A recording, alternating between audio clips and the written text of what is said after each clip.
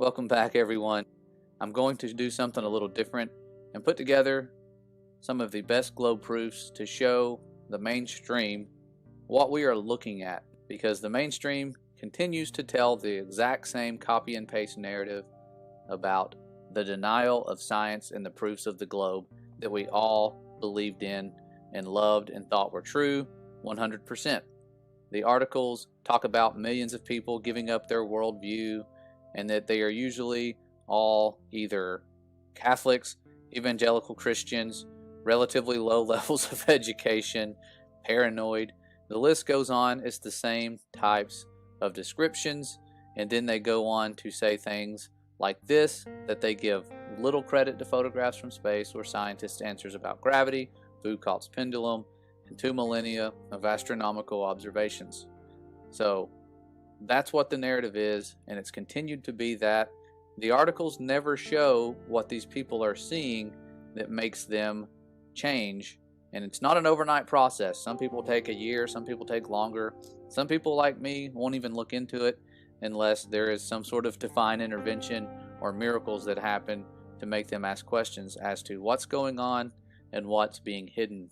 Because for me personally, it took several miracles to humble me enough to even ask questions like, what else is this world doing to hide the fact that we have a loving Father? What could they be doing to change truth so that people don't experience what I was experiencing? And the answers blew my mind.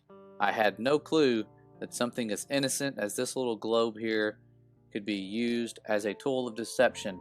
It seems ridiculous, I understand that, but it's not.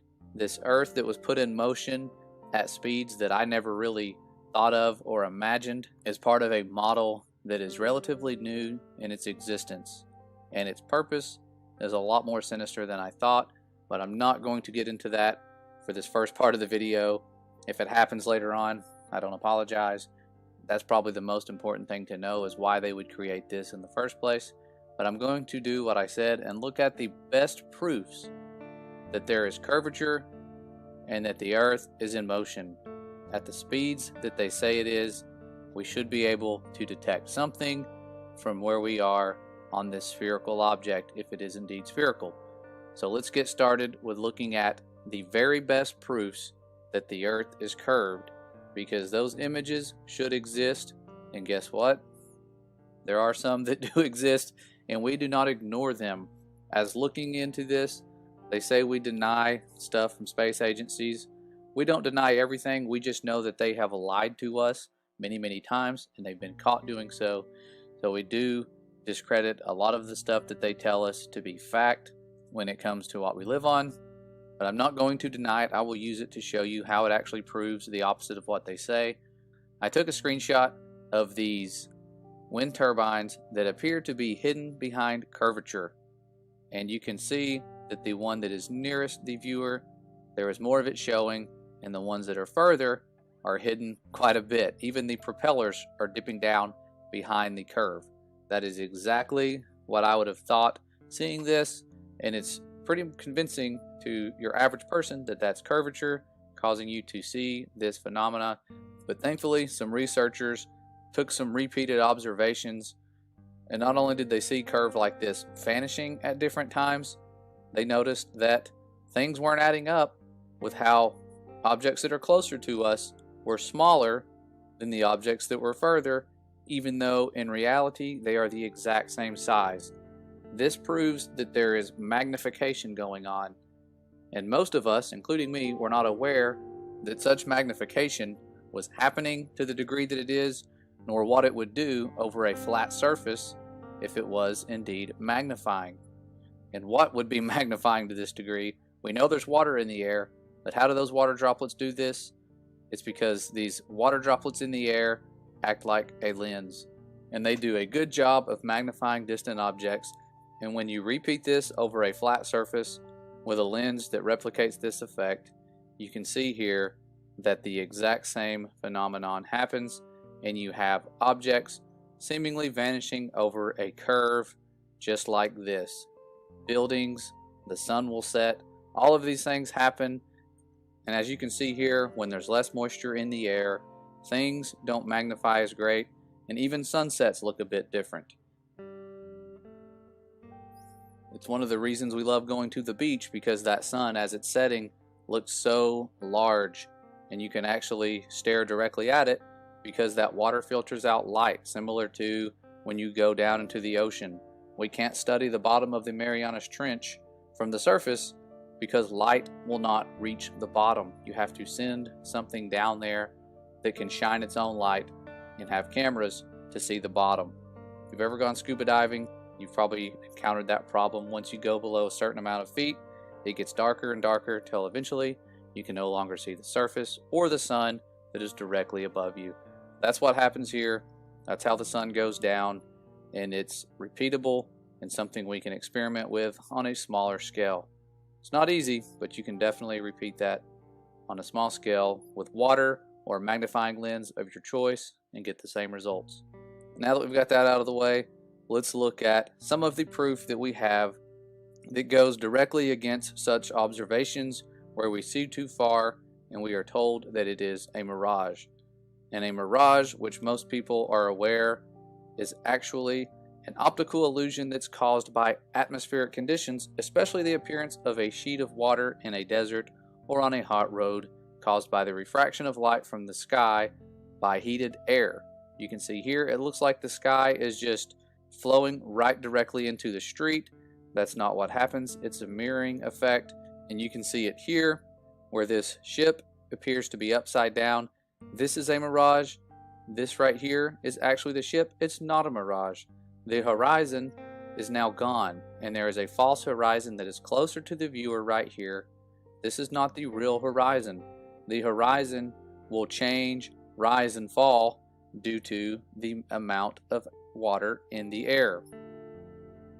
You can see that with time lapse, where a shoreline will vanish behind what looks to be a curve, and then it'll appear again. Even the distant mountains will drop as the curve rises. Some really cool things that all have to do with water in the air. The surface of the water is not waving like a flag. It just appears to be as these moisture levels change. That's why it takes repeated observations, and people have done that. People in this community have gone out there, thought they found curve, but came back again and saw that it was missing, and even entire lighthouses can vanish behind this curve. And when conditions are better and drier, the lighthouse appears again, as it should if there were no curvature. Now, that's not it. There are far more proofs that we're going to get into and that counteract this, and it's the long distance photos where we now know they are not a mirage, because when we look at them, they are right side up and they are from distances that shouldn't be possible on a globe at their current elevation. And elevation is key because that changes the math on the curve calculator. When you put in the elevation of 1 foot high, you should have a horizon that's a little over a mile away. But we can see things that are over 9 miles away, and the horizon is even further than that. This is not a mirage, and you can tell that it's not as magnified as the wind turbines because this oil rig looks smaller than the one that's closer. If you have the opposite effect and this one looks larger, then you're going to start seeing that magnification lensing effect come into place, and there will be a curve here. You could definitely come back on a different day when this one looks larger and see that there is an illusion of curve. It's repeatable. You guys can do this yourself. Don't just take the very first image you see as proof of anything. Continue the investigation. And now let's look at some really long distance things that we should not be able to see, like the old famous world record long distance photo where there was over a half mile of curve missing. And this website was down for a little while. I was afraid it would never come back, but thankfully it did. And it seems to be back and better than it was before. They were just making some upgrades. Did get a little nervous because all the videos we were putting out there, many of them are getting deleted. But this picture is back up again so you guys can find it. I will leave it linked in the description. But there was over a half mile of curve. And you can see there are mountains in the foreground in front of it. But you can see the right side up, not a mirage image of this mountain in the distance. We are told by people when we see stuff like this that it's because the curve calculator is off, and I agree. The curve calculator does not account for things like this, objects in between the viewer and the distant mountain range. There are obviously little mountain ranges there, but if you look, this mountain range being in the middle would cause our point of view to be much higher than the half mile of missing curve.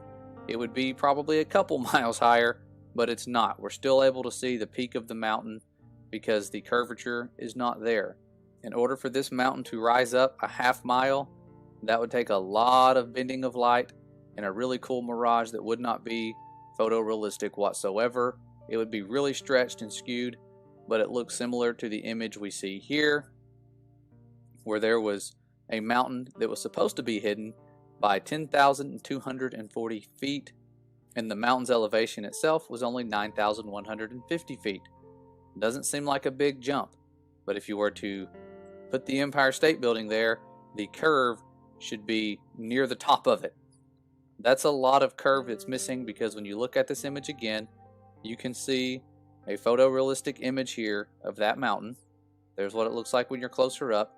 There's definitely some curved land in front of it that should also be obscuring it, and it is, just a little bit, like it would if you were closer to it. But since these pictures were taken, we have had a lot of brilliant and talented researchers filming things and continuing to film things that we shouldn't see, like this image here of the Hudson Bay that was filmed at a distance of 1,200 miles. This is from a plane window, and yes, you are seeing really far because you are above a lot of that dense atmosphere or atmosplane. You're really high up there, so you can see further. And if you're not familiar with the curve calculator, something like this from that height seems possible, but when you plug those numbers in, you see that there should be well over 100 miles of curve that's missing. If we look at the refraction approximation, they say it's a little bit over 100 miles, but that's okay. That's still a lot of curve that's missing, and you shouldn't be able to see this whatsoever. And you could even almost see things in the distance, and this is thanks to the infrared filter that he was using and other camera modifications that help see things that we shouldn't. So that's what you're looking at. You can see the whole video. I'll link this video in the description so you can make your own judgments and conclusions on what you're seeing. This is definitely not a mirage. You can see that this surface is flat all the way to where we shouldn't be able to see. Nothing is being bent around a curve. It's just a flat surface here, and there are even things in the distance here that are obscured by the particles suspended in the air, as well as the moisture that's there and exists that filters out light. But if it wasn't there, if you were to remove the atmosphere that we have, this debate would be a lot easier to settle. But there's reasons we can't see too far, but getting up really high, things become a little more clear, like this picture here. And as groundbreaking as these distances are, you'll never see this in the news articles that talk about people denying proof of the globe. We don't deny them. We just are very blessed and fortunate that there are talented individuals who capture things like this on a regular basis. So those are the long distance proofs. We've seen the curve, we've seen this. Now let's take a quick look at the pictures of Earth from space that we've all seen so many of, from not just NASA, other space agencies. But here is a really good picture of that curve that you would expect to see from the ISS. And here it is from SpaceX. You can see I've put a straight line, so you can tell that even if we are really dumb and don't know what straight lines are, I put one there so we could see it and go, look, yep, it is curved. The funny thing is, sometimes when the camera angle changes, the curve goes away. It has even been seen to become concave. This shouldn't happen with a curved line. And it didn't dawn on me until I remembered when I was using my GoPro camera that a straight line would do this. It would bend in both directions, but a curved line would not. I can link the experiments in the description for the sake of time so you can see it if you're interested. You cannot make a curved line do this perfectly on the outer edges with a fisheye lens. You can actually make the line change a little bit and sort of go flat in the middle, but the outer edges are the clue that this is impossible and that if this footage is taken from a high elevation, similar to the balloon footage we put out and other people put out, you don't have to be a flat earther to do balloon footage, but there's a reason that rocket launch footage only lasts a few minutes and then it cuts to an animation, or it stops entirely and then you have everyday people launching balloons and giving you hours of uncut footage, and our space agencies can't do that. They cannot show you where these things are going. Probably somewhere like Point Nemo or the Bermuda Triangle, we don't know, but they are not going into orbit at all. That's a big lie. And when regular everyday citizens send a rocket up, the highest one has ever been is 73 miles, and it came to an instant stop. It was the yo-yo de-spin that was given credit for that, but you can see the horizon again is flat and curved and curves in both directions, but when the camera is centered, it becomes perfectly flat and straight, and you can even see the moon that should be over Australia during the time this was taken. Lots of cool stuff that you find, and yes, we do watch space footage. Sadly, we watch more space footage now than we did in the old days, and we know a lot more about the heliocentric model than we did before we even looked into this. Not saying that with pride. I really wish I would have proven all things from the earliest age, but I had a lot of trust for the ones presenting me the information they did, because so did they. They weren't telling lies on purpose. They were just teaching me what they believed was reality from the stuff that they had seen on TV and on the news, and the news anchors believed it. And that's the easiest way to spread lies, is to get people to spread them who actually believe them. So once the curve was disproven and we saw all of the evidence for both curve and missing curve, the motion of Earth was the last thing that really needed to be disproven, because we have things like Foucault's pendulum that tell us the Earth is rotating. And I was stumped by this for a few hours until I looked into it and found out there's some really cool things that I had never even heard of and that the mainstream is unaware of, and it has to do with this pendulum here that has been set up in a lot of science museums and swings at intervals as the Earth allegedly rotates beneath it. And I was told this has nothing to do with anything above, it has everything to do with the Earth rotating below. Well, my first thought when looking into this proof was that if it is real, they should be able to put it at the North Pole and the South Pole and prove once and for all that the Earth is spinning, because it would spin one way underneath them at the North Pole and a different way at the South Pole, and it would rotate within a 24-hour period. If that happens, there's your proof. So let's look at that proof and read what happened when they went to the South Pole. Researchers did this, and on their first attempt, they say, this is their words, with the pendulum, it showed the Earth spinning backward from what was expected. We did not notice this at first because we're all from the northern hemisphere and are accustomed to the Earth spinning in an anti-clockwise direction.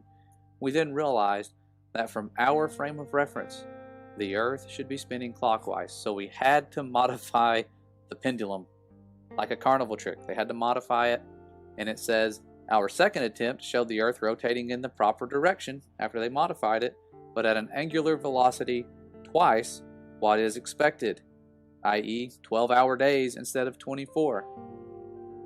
And he said, this is something I read in the article but didn't paste, he said they thought they had uncovered some conspiracy. Okay. So he actually did, but the guy here, Mike Town, he got very adept at dropping the bob so that it arced in a plane. So in other words, Mike was the one who perfected the carnival trick, but that's not where it goes south for them entirely. There was another person who was experimenting with these, and he was doing this during an eclipse.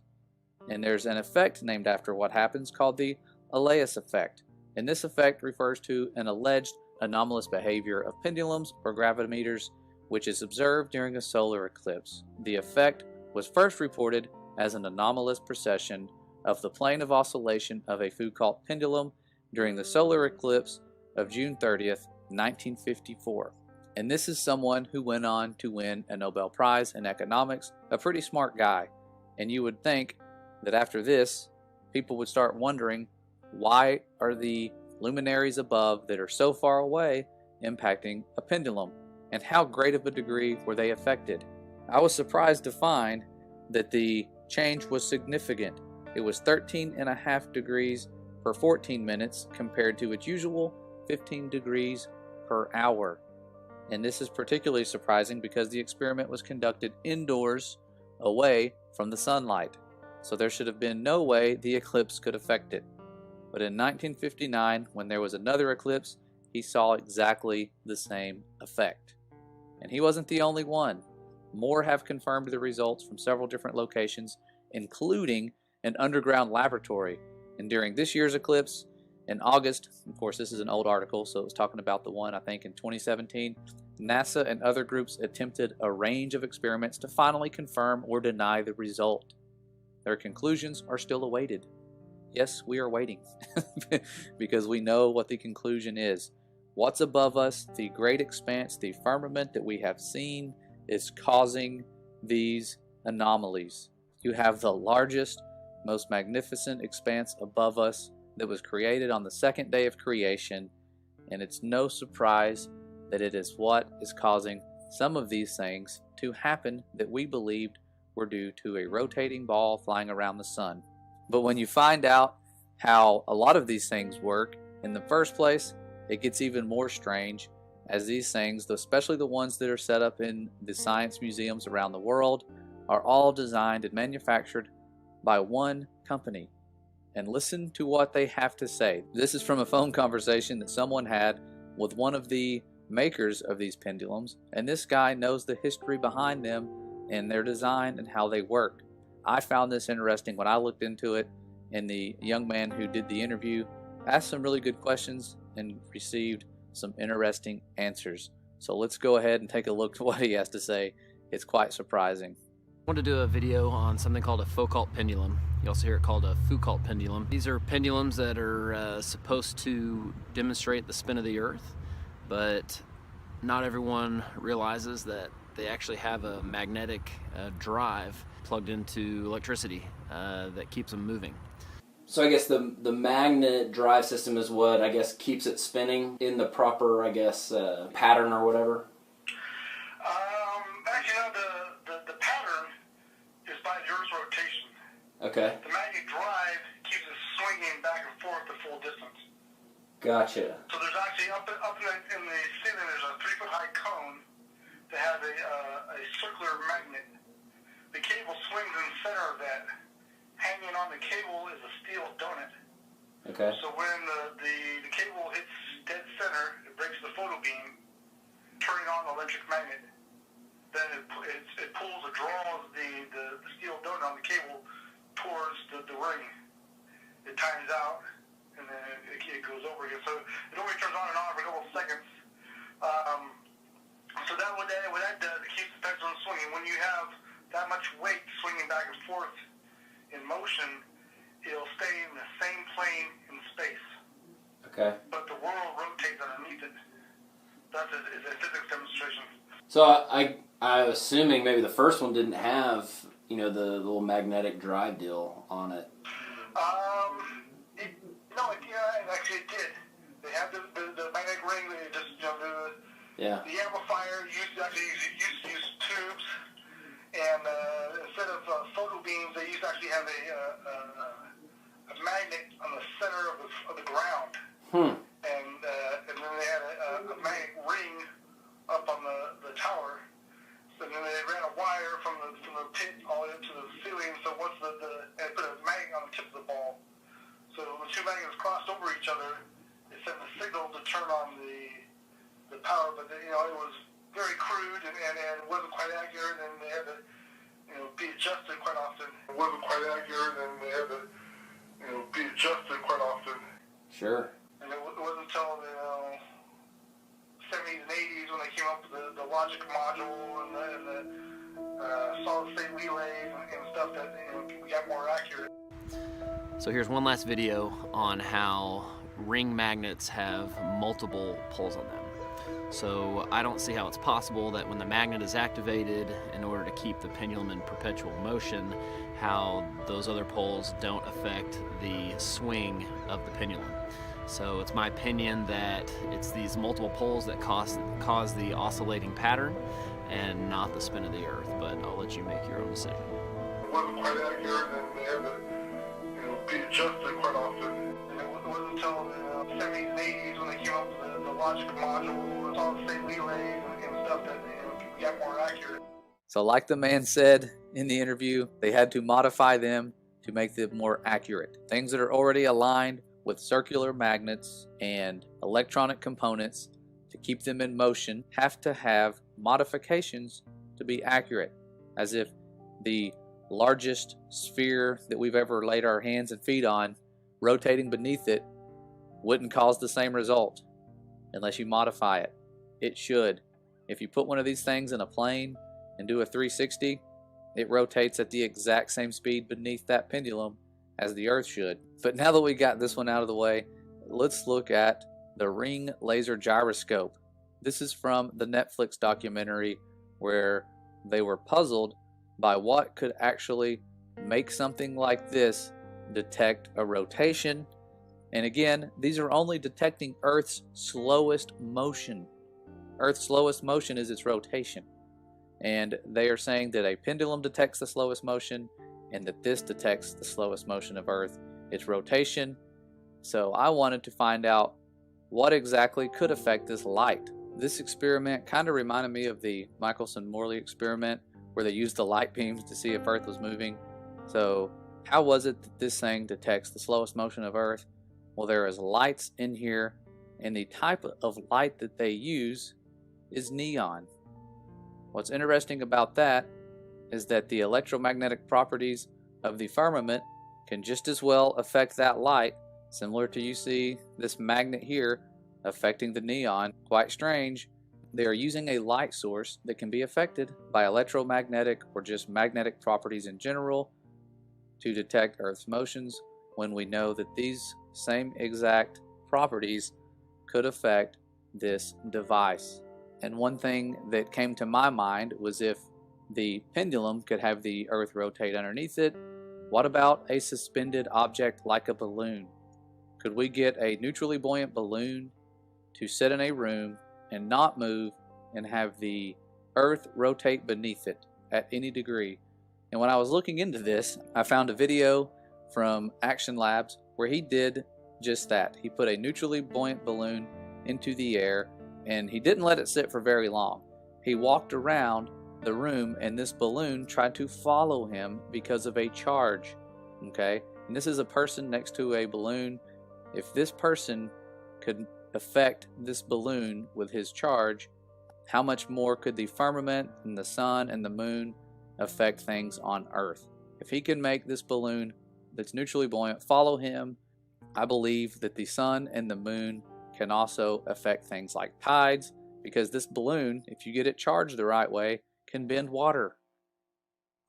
So as opposed to the water being lifted, we could be having something like this cause our tides to rise and fall. Even a powerful magnet can move water. Lots of cool things that are designed into creation to make things on Earth possible. If water didn't rise and fall like it did, all life on Earth wouldn't be possible. Everything's cycled. It's like a giant eco bottle. When you create these little ecosystems in a bottle, they thrive because everything cycles. The flowing of energy, the cycling of matter, it all makes this possible. Where we live was designed to last a certain time period, and then the end will come. We're getting close to that time. There's a lot of proof out there, and many of them are things we never thought of, like the humpback whales, where they can have a song of one of them heard 4,000 miles away. Yet there are what they call acoustic shadows caused by ridges undersea, and the 495 miles of curve doesn't impact that at all. And if we flash back in time to look at some of the surveys they've done of the bottom of the ocean, you can see why this is possible on a flat Earth, because if you're 4,000 miles away and you have a straight path for those waves to travel in, they'll make it if they're both near the surface. But if you dip down below these ridges, these are acoustic shadows.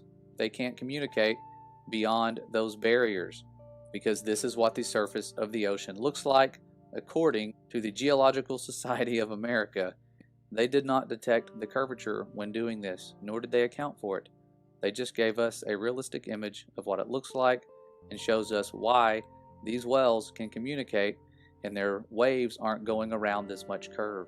Little simple proofs. I will leave breakdowns of these videos in the description for you guys, because these videos and proofs are becoming harder to find, and I know that if you are interested in any way in finding answers, going to the search bar up top and typing it in is not going to give you the results you want, and that's frustrating. So we have to share everything. I encourage all of you to do that. I'm going to try to do that more often, but for now I'm going to let you make some more observations and see some of the other proofs we have, and hope that you will definitely stop believing what they're saying in the news and prove all things.